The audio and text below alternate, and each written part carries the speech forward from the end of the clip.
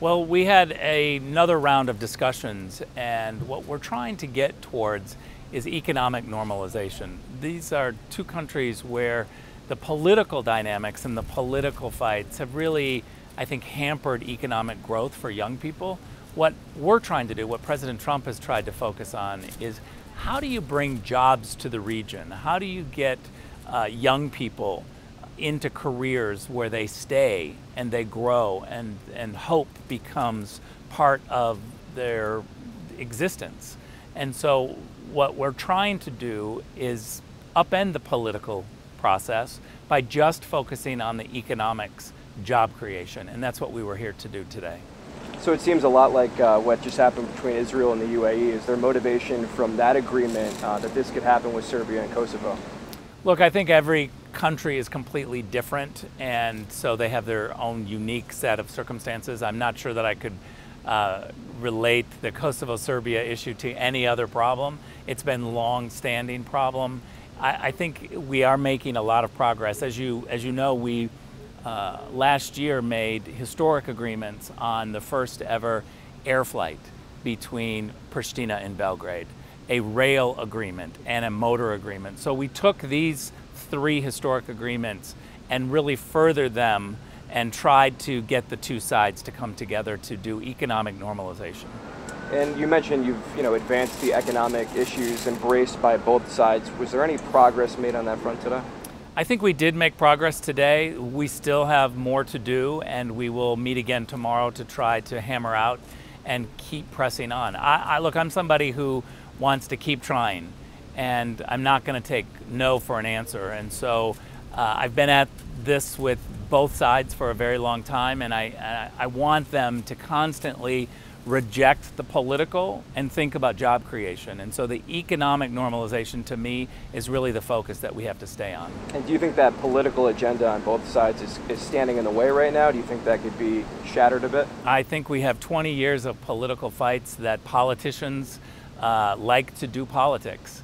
And what I asked today is, could we have politicians that reject politics and just think about job creation for young people? Can we do that? And that's what we're trying to do.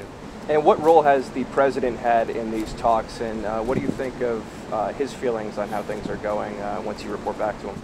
I think President Trump saw the political conflicts and asked all the right questions, which is, how are they doing economically? Is there job creation? And when we found out that the answer was really economics were stuck just as much as the politics, President Trump said, let's try something different. Let's try to focus on the economies and see if we can change that dynamic. Then maybe that will ultimately change the political calculus for both sides.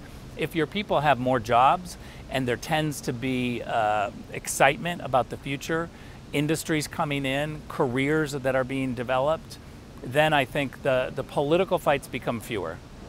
Absolutely. Another question I have for you is there any evidence that the negotiating parties on both sides can move forward without just that economic agreement? Do you think there's other common ground there for them aside from their shared geography, being in the Balkans? I think we've been trying the same thing politically for a very long time, with politicians around a table asking for other politicians to not play politics. And that's kind of a recipe for disaster. So we're trying to flip it and to say, let's just focus on the economics of the region and have the job creation be the focus. And to be honest, the private sector community in Kosovo and in Serbia have been very excited about this. They're the ones who said, we need to have a cargo flight between the two. If we're going to be able to have the normalization of commerce, we need the things that help us normalize, which are rail, air, motor, and those are the things that we have been concentrated on. Basically what I said is anything that relates to a job and how to create a job, we should put into this agreement. And that's a lot to put in there, and it's also a lot to ask, and we have made progress, but there's still more to do. And then in terms of surprises, that was a word that was thrown around earlier today. In terms of the negotiations, what each side brought to the table, is that true? Were there any surprises in these negotiations today? Yeah, I think whenever you do negotiations, you have to have some surprises, but surprises that are always good. They are pressing both sides to do more and to create more of a humming economy. And so, yes, we did present some surprises, but to be honest, I don't think that either side were all that surprised. Sometimes they like to pretend in front of the media that it's a bigger surprise than what it truly is.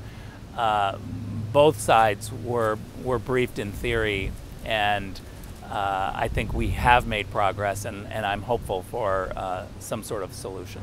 And are you optimistic that a deal can be accomplished, whether it be this week or going forward? I'm very optimistic all the time. The people of Kosovo and the people of Serbia deserve to have a vibrant economy, and when I visit, I get really excited about the region, and so I'm always optimistic that we can do more.